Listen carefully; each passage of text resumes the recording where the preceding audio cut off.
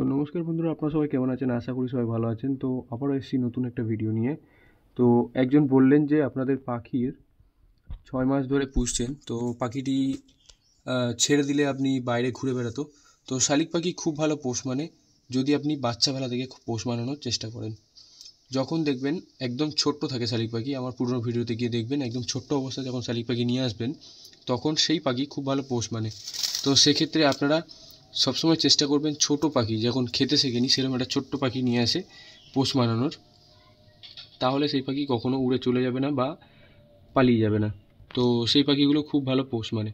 বড়োবেলায় যখন কোনো পাখি আপনারা নিয়ে আসবেন, খুঁটে খেতে শিখে গেছে সেরকম অবস্থা যদি কোনো পাখি পান, সেরকম পাখি যদি নিয়ে এসে পোষ মানানোর চেষ্টা করেন, তাহলে সেটা জংলি পাখি হয়ে যায়। কারণ যখন কোনো পাখি দেখবেন উড়তে গিয়ে পড়ে যাচ্ছে, মানে ধরুন একটুকুনি যখন বড় হয় পাখি, তখন ওড়ার চেষ্টা করে উড়তে গিয়ে খাঁচা থেকে পড়ে যায়, তখন সেই পাখিটিকে আমরা পাই। তো সেটা জংলি পাখি বা বুনো পাখি হয়ে যায়, তখন সেই পাখিটি পোষ মানতে চায় না। তো আপনারা সবসময় চেষ্টা করবেন ছোট্ট শালিক পাখি নিয়ে এসে সেটাকে পোষ মানানোর।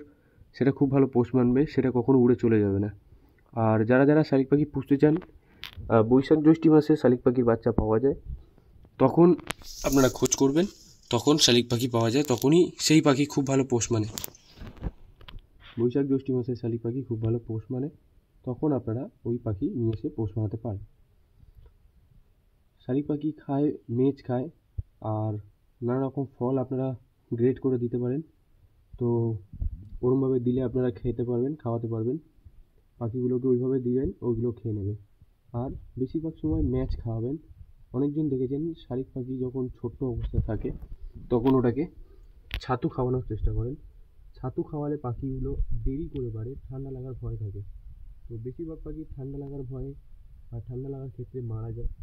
তো যারা যারা শালিক পাখি পুষেছেন বা পোষেন, আমার আগের ভিডিওতে দেখেছেন, যারা আমার চ্যানেলটা ফলো করেন তারা জানেন, আমি সবসময় বলি শালিক পাখিকে ছাতু খাওয়াবেন না, ওতে দেরি করে বাড়ে, গলায় আটকে যায়, আর পাখিটি সবসময় ঠান্ডা লাগার ভয় লেগেই থাকে।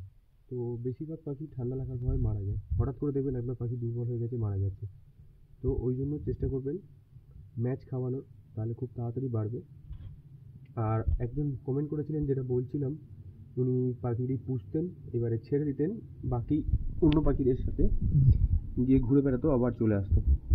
তো যাদের পাখি খাঁচায় পোষা অভ্যেস করেছেন বা খাঁচায় পোষা রাখেন বা ছেড়ে দেন ঘরের ভেতরে,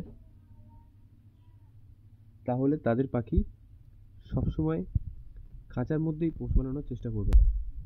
শালিক পাখি যখন ছোট অবস্থায় থাকে, তখন কাঠের খাঁচায় রাখতে হয়, লোহার খাঁচায় রাখবেন না, কাঠের খাঁচায় রাখবেন, রেখে পোষ মানাবেন, তাহলে খুব ভালো পোষ মানবে।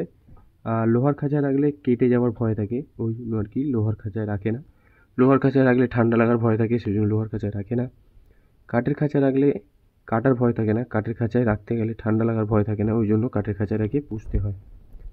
আর যারা যারা শালিক পাখি নিয়ে আসছেন বা নিতে চান, বৈশাখ জ্যৈষ্ঠ মাসে পাবেন। সবসময় পাখিকে খাঁচার ভেতরে বন্দি করে রাখবেন না, সবসময় পাখিগুলোকে